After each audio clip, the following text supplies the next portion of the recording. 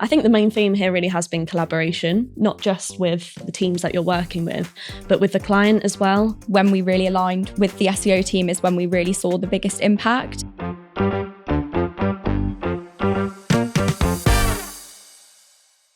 Welcome to another episode of Mortar. My name is Chima Mejo, your host, and our guests today are Katie Barnard and Emma Carstairs. Thank you both so much for joining us. Thanks for having us. Really excited. Emma is a digital PR strategist at Impression, background in traditional and digital PR, working across a range of industries, focusing on B2C and lifestyle brands. Katie is an SEO strategist with a love for learning, taking on new challenges, and particular interest in content strategy. Together, they have the best pattern knitwear collab in the industry. Absolutely. Today, we're talking about Diamonds I Said Best Friends, how Impression unlocked 1 million monthly revenue for Queensmith. Damn. You don't play at all. No. Right. First of all, paint us a picture of what organic looked like at Queensmith before you both started working on the project. So at the very beginning, Queensmith were a jeweller on Hatton Garden. They still are. I don't know if you've heard of it, but it's a very historic, famous diamond quarter in London. They were very much reliant on footfall. So they had a website, but it was lead gen. It was very much focused on booking appointments. And I'd say their main competitors were those on Hatton Garden as well. So very localized. And they did quite well. They did very well of getting people to come in. Their in-store experience, honestly, is next to none. I would really recommend just walking around. They've got vaults and gates that shut. It's really good. But like I said, it was very much localized Hatton Garden as their competitors. So when we came on, it was about how can we grow the brand and expand that and sort of, expand that online as well. So how did you identify the key challenges Queensmith were facing with their online performance post-pandemic? Yeah, so it was very, very much influenced by the pandemic. So during the pandemic, there were a lot of engagements, a lot of people trapped together, and the only thing to do was, of course, get engaged. Queensmith then were getting a lot of online bookings and consultations. They adapted slightly to do online consultations rather than in-store bookings, of course. And that was going really well. And around January 2021, they reached an absolute peak in organic users and visibility. Any graph, it absolutely flies, like a lot of brands did during the pandemic. But by April 2021, organic users had dropped by around 40%. Damn. Yes. It was a big drop and it was starting to plateau. Sam, who is the brand director at Queensmith, is very digital savvy. And he was very much aware that the consumer behavior was changing. They probably couldn't go on as they did before. And they really needed to think, how can we bring this in-store experience that we have online and basically make that customer journey seamless, but also attend to the new ways of shopping. And that's really where we came in. We needed to share our guidance and our reassurance and help them with that migration from lead gen to e-commerce because it's not something they'd ever done before. So they used to be an inquiry-based website, right? Yeah. And now they're an e-commerce website. What was the strategy behind that transition? So for any SEO who has been on any migration, you need to be involved from day one. And that's not always the case with all clients. They might not get you involved as soon as possible, but luckily Queensmith are fantastic. We collaborate really well. So it was about being involved from the very second the migration was even spoken about. So we had a checklist. It's something that Impression put together ourselves, which takes into account pre-build considerations, technical SEO, on-page optimization, and then aftercare.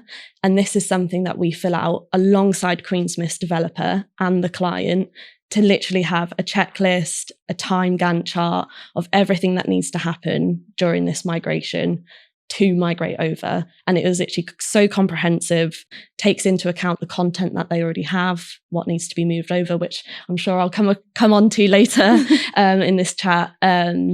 But yeah, it was about being involved from day one, really. That is so true because we had a previous guest, Catherine Locks that was talking about how if there was one thing she would have changed about the campaign that she worked on, it would have been involving the SEO team from the get-go when you want to do anything. Yeah. And just hearing you talk about how that had an impact on the overall results just solidifies that notion that it's so important to get SEO involved from the planning stages before you even start talking about execution. Yeah. So this experience, it sounds like you had it down to a T for Queensmith. What about their customers? How did you ensure that the customers who are used to an inquiry-based website were smoothly transitioned to the new formats that they were seeing on Queensmith's websites? Yeah, so this is really important because I guess it wasn't as simple as just going from lead gen to e-commerce. It was from keeping that lead gen, but also adding e-commerce elements onto the site.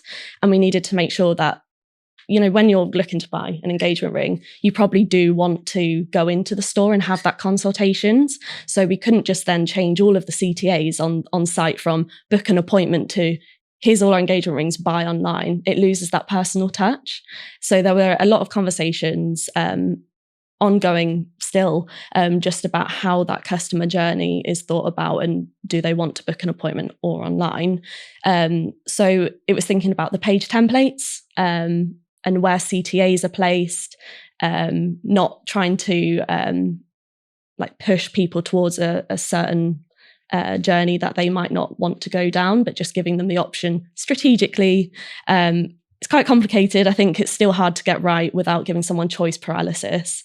But yeah, it was trying to get a seamless journey there. So you managed to achieve, now this is not even managed, you achieved an average monthly revenue of £1 million by August 2022. Can you describe the main tactics that led to this incredible milestone? Yes, this is really exciting for us. Sam and the Queensmith team said, our goal is to get to $1 million monthly revenue. And we said, okay, let's do it. Daunting. So obviously there's so much stuff going on over all the different channels, but organic definitely had a huge part to play in this. So after the migration, we are now an e-commerce store. There's so much more opportunity for us to go after traffic that we'd never had the ability to target before. And this is really high intent traffic as well. So first of all, we looked at the ability to create new pages where we could rank and gain visibility for terms that we hadn't before. We did a content gap analysis. Again, we have a really cool template that we use at Impression, and it essentially looks at various different competitors, what they rank for, and then obviously what Queensmith doesn't rank for. But it's a bit of a formula where we look at how many competitors are ranking for this term. Is it 5 competitors, meaning it's a huge opportunity, why aren't we ranking for it, versus 1 competitor? It looks at the search volume, the difficulty, all the usual metrics, and then it gives us an opportunity score. And I think the biggest opportunity for us was engagement ring shapes. So digging into oval engagement ring or pear engagement ring, which we actually didn't have pages for before because the search intent was transactional. And then also carat weighting, so things like 1 carat diamond engagement ring. And we created all of those pages. We worked with Queensmith and India, who's their content manager, to do some transactional pages with some informational elements. So we could include things like 1 carat engagement ring price. That was a real win for us. And the pages almost instantly jumped to page 1. We have so many number 1 rankings for the carat size pages. And that was a huge win for us there. Okay. You mentioned something about an opportunity score. Yes. Is that a Impression owned tool? Yeah. So you do the content gap analysis. Yeah. You find how many people are ranking for that keyword, how many competitors are ranking for that keyword. Yeah. And then you prioritize based on the number of competitors ranking for that keyword. Yes. And then you also get an opportunity score that tells you, oh, these are things you should be going after. Yeah. Or what does the opportunity score do? Does it tell you what you should be going after? Does it tell you your chances of ranking for that keyword if you go after it? I'm trying to understand how that opportunity score works because it sounds very fascinating. No, sure. So I guess what it's doing for us is it's taking into account a few different factors, and it's giving us an idea of where the biggest opportunity is for Queensmith. So normally I think the common way to do a content gap would look at search volume and difficulty. So it's got a lot of search volume, great, not that difficult to go for, even better, or to rank for as per a third-party tool. But I think the extra element is how many competitors are ranking for it. Is it just one? So is it a niche term? And when we were looking at thousands of keywords, there's going to be so many odd keywords that we're not ranking for that maybe one competitor is.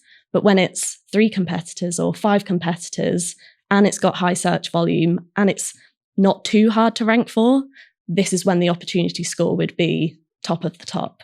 Wow. Okay. So I want to go back to site migration, because I feel like we just glossed over it. And I know that there is no site migration that is over like smooth sailing, no matter how many templates or how you have it down to a T. How did you manage to maintain and improve organic performance during the website migration? Because one thing I've noticed is that you tend to almost always lose traffic until everything is like stabilized. But you're saying that, no, we just went straight to the top. Explain that to me. Right. So part of it, I'm not going to lie, I was actually very surprised about how smooth the migration went. There was a part of me, as any SEO will have when the migration goes launches, that you wince and click. So I was surprised at the great performance straight away. However, I do think it links back to all the things that we put in place to educate the client, collaborate with the client, and precautions we put in place. So one thing I will mention is around content, which I alluded to earlier. And I think there was a question around, look, we've got all these blogs on our site. Shall we just cull some during the migration? Shall we use it as an opportunity to get rid of a few blogs we don't think are necessary anymore, and like just keep our best content? And I think our absolutely strong advice was, no, let's not do that. Let's move over all of our content during the migration, try not to rock the boat as much as we can, and then we'll look into all this exciting stuff we can do with content once the migration is settled down. And can I talk about an example I saw from a different competitor, a brand? Yes. So I'm so glad we did this, because very recently Sage HR migrated to Sage, the larger Sage website.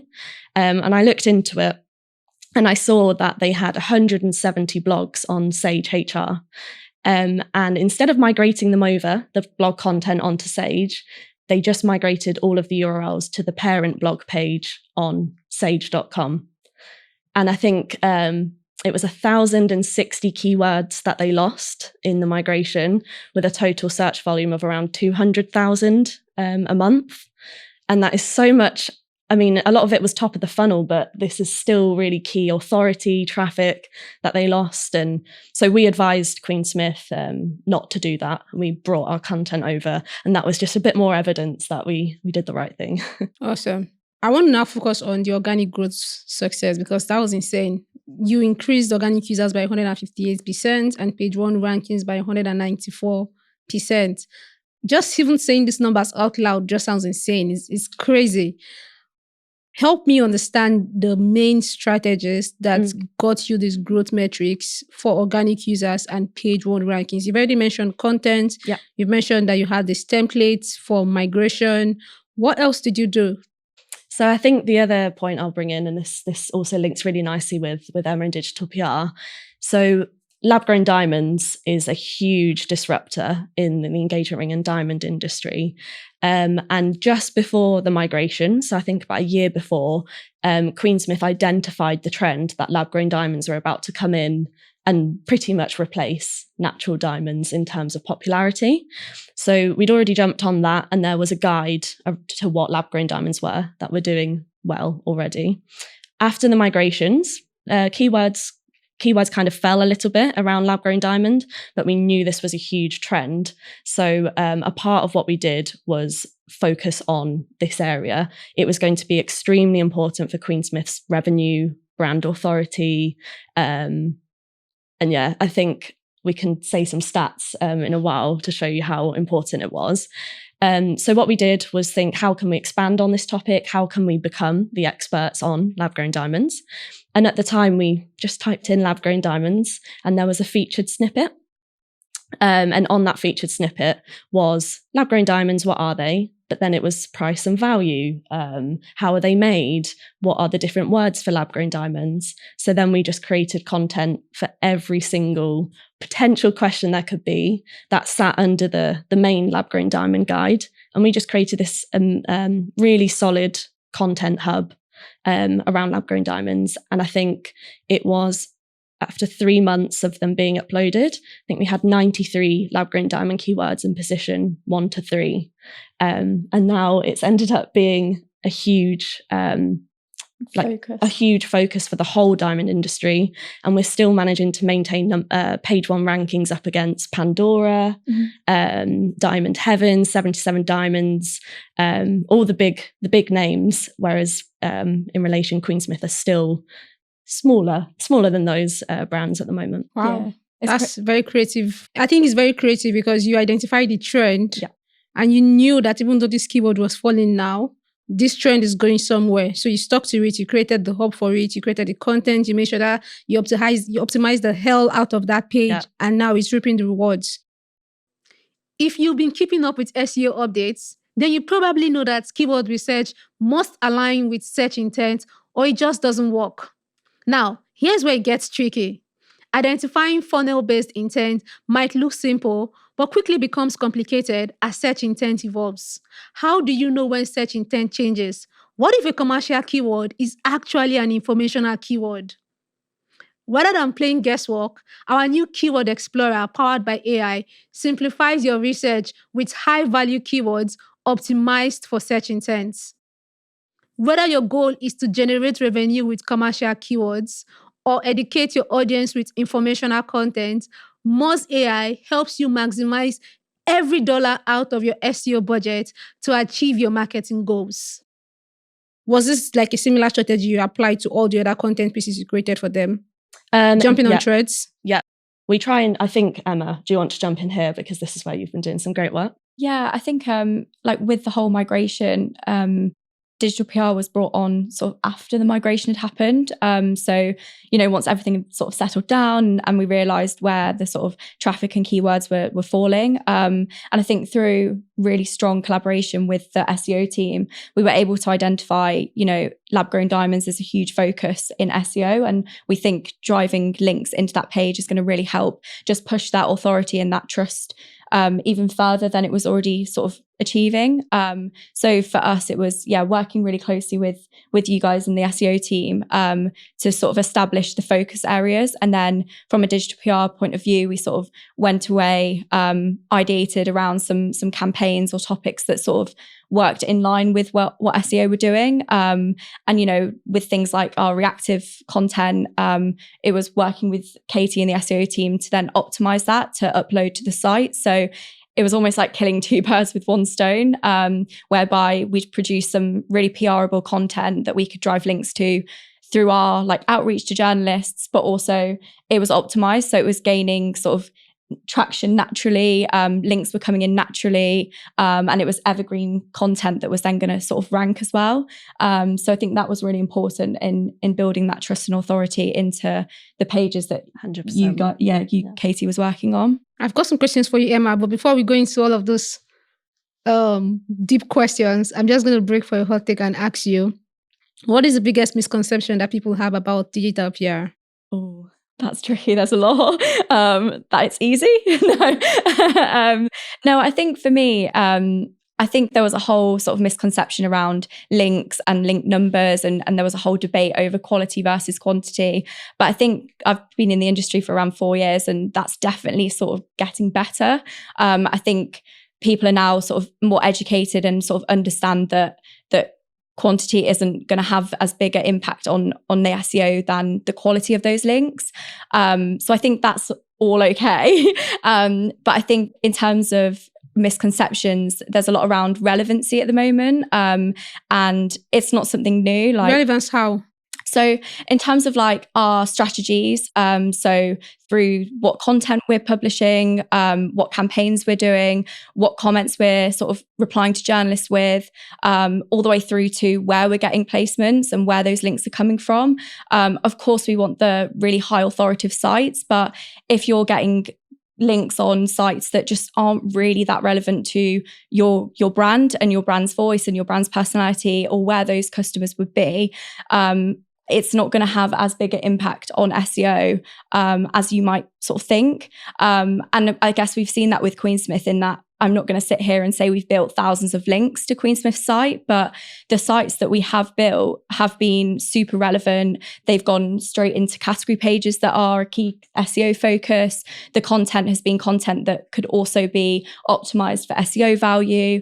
And I think those links have had a huge impact on the visibility, more than if we just sort of went viral and got thousands of links. So I think, like, obviously with Google becoming even more sort of educated, and with the EEAT signals and all of that kind of stuff, when you're creating content and campaigns and reactives, I feel like it can be really easy to just do stuff that you think will get you links, because I guess you do kind of start to understand the news cycle, and you do understand that it is kind of, journalists do republish the same sort of stuff sort of every year with seasons and things like that. So I guess you could sort of go down the route of pushing stuff out that isn't perhaps as relevant, because you know it will get you the links.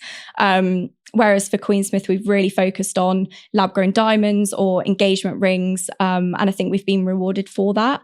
So I feel like being super relevant is really, really key. And there might be sort of a misconception around, oh, well, we talk about cars, but we could also talk about this and this and this, and you can kind of go down side tracks, and it becomes a bit less relevant. So I feel like that's a big misconception. Katie, what about you? What is the one thing that frustrates you the most about SEO or the industry? How long do we have? I would definitely say the LinkedIn attitude whenever anything happens. So I think the hot topic, of course, at the moment is AI. So everyone on LinkedIn is saying SEO is dead. AI has killed SEO. We're all going to be out of our jobs. Same with PR. And it can be really draining. I love scrolling through LinkedIn. I love learning. But when you're going through all of these and just seeing SEO is dead, it is draining. And sometimes, not always, but and understandably so, sometimes clients or people you work with will go, oh, right, SEO is dead. What are we doing? Or should we cut back? Should we not be writing content? And should we just be letting AI write the entire piece of content instead, so you don't have to do that anymore? I never thought about the fact that you have to be educating your clients on the fact that they still need to be creating content. They still need to be doing what they're doing. Yeah. Okay, that's interesting. It's all about education, and I think AI is great as an SEO. There are so many ways we can use it to utilize. To get faster, to be more productive. I do use it in content production, but for ideation, for structural ideas, to speed up parts that don't need human creativity. But then that helps me be more creative, because I don't have to spend too long doing the things that I don't love doing. Can you discuss the role of digital PR in building authority to key category pages? Yeah. So I think like the whole sort of campaign has been really collaborative with SEO, and I'd say that's probably like one of the main learnings that we've taken from working on this account and working on this campaign, is that collaboration with SEO is super important. So for us, we sort of start by working with the SEO team to get the keywords they're focusing on and the category pages that they want to focus on. And then for us, it's sort of building ideas and content around those keywords. And so it's super relevant. I think like journalists, it can be quite hard to get links directly into category pages. So it means that your content that you are sort of pushing to journalists has to be super relevant to the category page that you're building links to. So for example, with Queensmith, we probably wouldn't push out a reactive or a press release around engagement rings, but then have a link to a category page that was on earrings or necklaces. The content has to be super aligned. And for Queensmith, that's worked really well. And we have managed to build really strong links into the category pages, which in turn then I guess builds the authority and the trust signals through to Google. I think like we've worked really well in terms of like the visibility that we've got. And you know, we've really seen that visibility like shoot up just by building links into those category pages. So for Queensmith, it was engagement rings, wedding rings, and lab-grown diamond guides. And yeah, that's been really successful in terms of our strategy. Did you both encounter any hurdles while running and executing this campaign? Yes. Do you want to go first? At least you're honest. It's not just smooth sailing and roses. No. Yeah. Should we talk about the digital PR? Yeah, I think for us, it was building the trust with the client. So digital PR wasn't brought on from the very start of the relationship. I guess SEO had built up that really strong relationship and had recommended that we bring digital PR onto the account just to help them with that authority and the trust signals. Queensmith don't have a PR team. They don't have someone who specifically focuses on PR. Any PR or content that they had previously was sort of natural from a journalist sort of reaching out and then someone hopping on. So for them, it was sort of a completely new, venture, idea. It's something that they had never done before, and they weren't really sure what it was, how to measure it. I think that was the key challenge. So I think it was working really closely with SEO to prove that our results were having an impact on the work they were doing, and so that it was really measurable. And just building that relationship and that trust so that we were able to go out and do the things. So what did you say to convince them that digital PR is measurable? So at first, I'd say our reports were quite separate. They weren't integrated at all. So I guess from their perspective, it was really hard to see that, okay, well, you're getting us these links and you're getting us this coverage, but what does that actually mean? So that's when me and Katie sort of sat down and thought about how we can really sort of make our reports integrated. And at Impression, we sort of speak about owned goals and shared goals. So owned goals for PR would be sort of link numbers and the quality of those links and where we're getting those links. And then the shared goals are improvements in traffic, growth in visibility, keyword ranking improvements. And so I think really aligning our reports helped the client see that, okay, digital PR is having an impact on the SEO performance. And we were really visual in the report. So is it the Systrix graph that we use? So we have obviously the Systrix graph. We enjoy using that as a top level view of how visibility is tracking.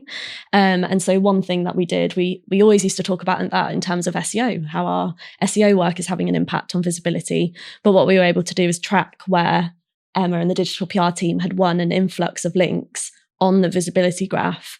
And as soon as we did that, you could see how it correlated so well with an uplift in visibility just after we'd won some links. Obviously, digital PR and SEO is not that instant. So it is so many different factors, but there was a clear enough correlation that it was a good reporting metric.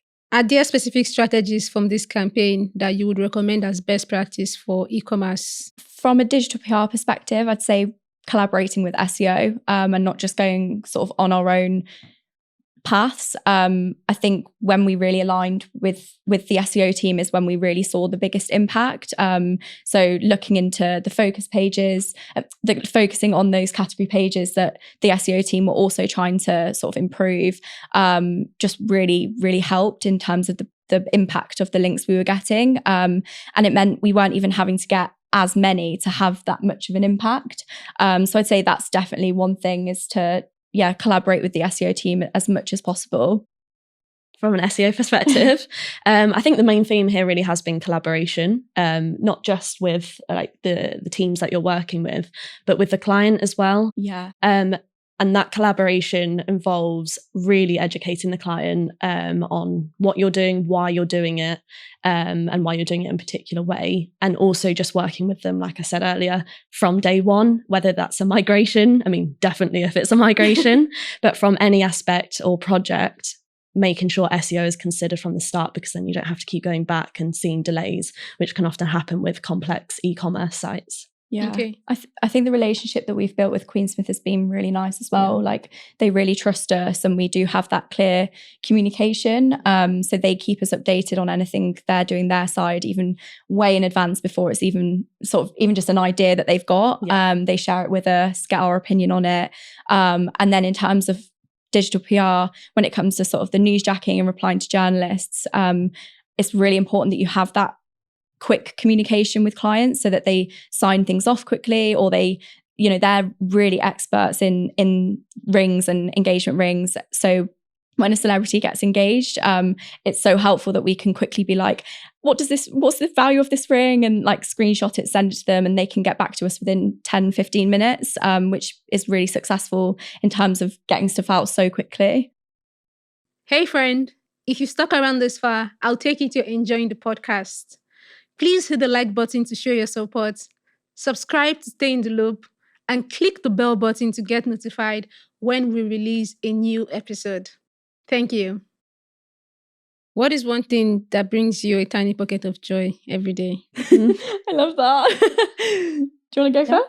Mine's a bit cringy. We love cringe. But it is the thing that brings me joy. So every night, he's going to kill me for this. Me and my boyfriend will go through our three positives that happened in the day. We do it every night. Okay, That's nice. so nice. I like that. Every night without fail. And then we just talk about it. It's like a nice conversation starter to go over our day and end it on a positive. That's really nice. Mine's really boring. Sorry. mine's just going to the gym. That's still going. That's not bad. Yeah, I guess. That's not bad. It brings you like that's.